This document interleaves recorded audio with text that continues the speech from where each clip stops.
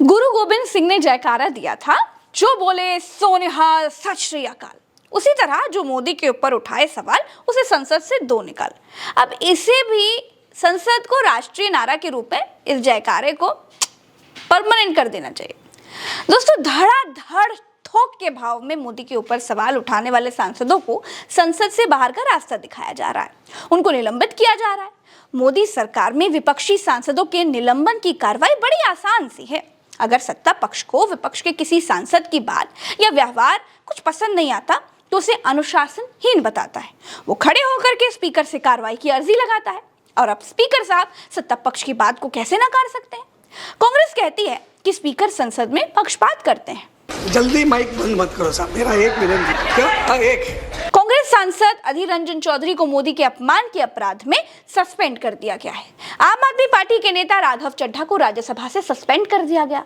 आम आदमी पार्टी के नेता सुशील कुमार रिंकू निलंबित कर दिए गए। टीएमसी सांसद डेरेक ओब्रायन राज्यसभा से निलंबित कर दिए गए।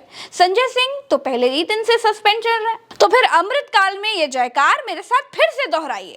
जो मोदी के ऊपर संसद में उठाएगा सवाल उसे संसद से दिया जाएगा निकाल।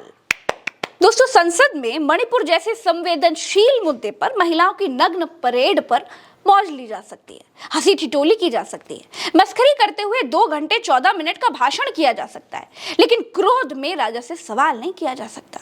कोई क्रोध में सवाल करेगा तो निलंबन और हर्जाना भरेगा।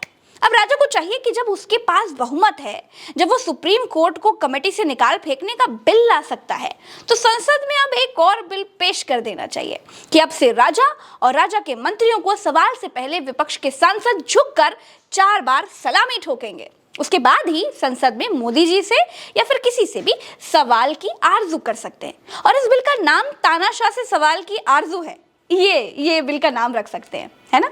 इसके बाद निलंबित सांसदों का धरना जो देने का टंटा वंटा चलता है वो बिल्कुल खत्म हो जाएगा। फिर राजा चाहे तो संसद में जो भी गीत गाए, झूठ पर झूठ बोलता जाए, चाहे मणिपुर को जन्नत बताए, चाहे नॉर्थ में यूनिवर्सिटी खोलने का झूठ बोलता जाए, चाहे कलावती पर झूठी साची मल्हारे गीत गाते जाए, जो मन में आए वो बोलता जाए। 2 देशों का युद्ध रुकवाने की फर्जी बात संसद में बताए, किसी को भी कोई आपत्ति नहीं होगी। मेक इन इंडिया वाले भारत में एक आइडिया और है कि अब संसद में ना सवाल पूछने की प्रथा बंद कर देनी चाहिए। जब अंग्रेजों के ज़माने के कानून खत्म हो रहे हैं तो अंग्रेजों के ज़माने की इस प्रथा को भी खत्म कर देना चाहिए। अब अमृतकाल के नए नियम घोषित करने का समय आ गया है। दोस्तों, अभी के लिए इतना ही।